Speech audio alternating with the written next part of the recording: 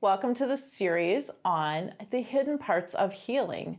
I'm Cara Lindell, the founder of the Bridging Institute, where we look at how movement flows and how everyday disruptions to your life or traumas create havoc with how muscles work together.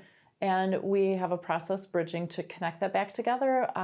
So we're resetting how the muscles work together. In this episode, we're going to talk through why a C-section can really leave your core messed up more than what you might think. And to help us, Louise is here. We're going to use her to demonstrate or talk through just what happens and what the different parts of the recovery from that C-section, why they can be so impactful for you and how your hips work, your knees work, your shoulders, your neck, and of course, how the abs are working. You don't have to give up on them working again. So let's dig right in. Ready? Okay, so I'm going to let you lay down and put you here. And so with the C-section, there's a couple parts to the C-section of why did you have a C-section. Louise did not have a C-section. So, but there's kind of two cases of the failure to progress. There's a threat to the baby or the mother because of things happening, circumstances with vital signs where it's just that's the best option for having two people alive with the birth. And that's the most important part. Mother and baby are both here. Once you've had a C-section, sometimes you or your doctor will opt for a subsequent birth. A little bit different, but it's some similar circumstances. So other episodes of this series, we've talked about how the belly's been distended with gas for an appendix or gallbladder removal. Well, there's no gas with this one because your belly's extended already because there's a baby in there. So there's part of that with just how everything goes back together after the baby's born.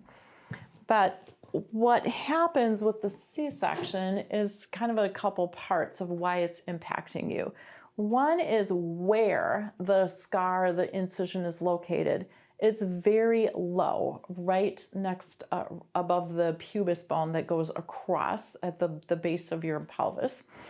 And the muscles attach very close to it. So if you are cutting a muscle in the middle or a piece of rope and you glue it back together, yarn, what have you, if it's in the middle, there's some length that can absorb some of the force and impact, and it's not so stressed right where the fragile part is. But when you're trying to attach right at the end, it's really hard. It's very stressful on that attachment for these muscles right at the pelvis. So what we find is that everything is very, very tight, and you know it tight as a scar, the tightness there. And a lot of the common advice is with a massage therapist or someone else is to work through on dissolving the scar tissue. Well, to me, that scar tissue has a really important job of holding that all together. So we're not trying to dissolve it. We want it to allow your muscle system to work together again. So what all happens with that? With the scar being right here, your abs have a hard time coordinating all the different layers, and then they have a hard time coordinating with your legs, with the different motions that your leg needs to do. Your leg needs to move sideways. It needs to turn in and out. It needs to go forward and back. Usually forward is not the issue, it's the going backwards. And often a massage therapist, a physical therapist will say, your psoas is tight. We need to do a psoas release. Actually, perhaps your psoas is not tight, or you need to ask why. It's tight because this area is tight and it's not letting the psoas move through it very easily.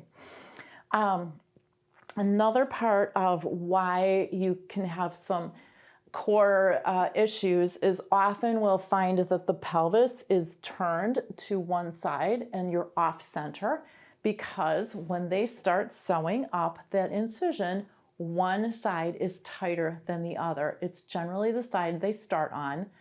I honestly don't know if there's a convention in the surgery or if it's just a right-handedness of a surgeon.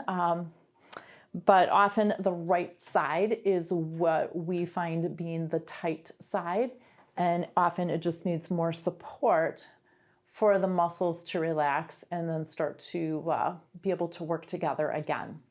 So again, with the C-section, there's the part with the baby having all of the layers of your abdomen distended and compressed, and all of that just needing to get back together. The surgeons are doing the best they can to sew it up afterwards, but everything's a little loose and it goes together in not quite perfect order. There's the disruption between how the muscles are able to attach to the pelvis and to where they're anchored into the legs, and how that flows through that area. And then the other piece of it is how one side is often tighter and throwing your pelvis off center. And by supporting that, you can often get the movement with the pelvis and the leg to recenter. So those are the three parts of why with a C-section surgery that you are often your core is just really not feeling like it's working together. In this series, we're going to talk through some of the hidden aspects of when you have your knee replaced. Catch you there.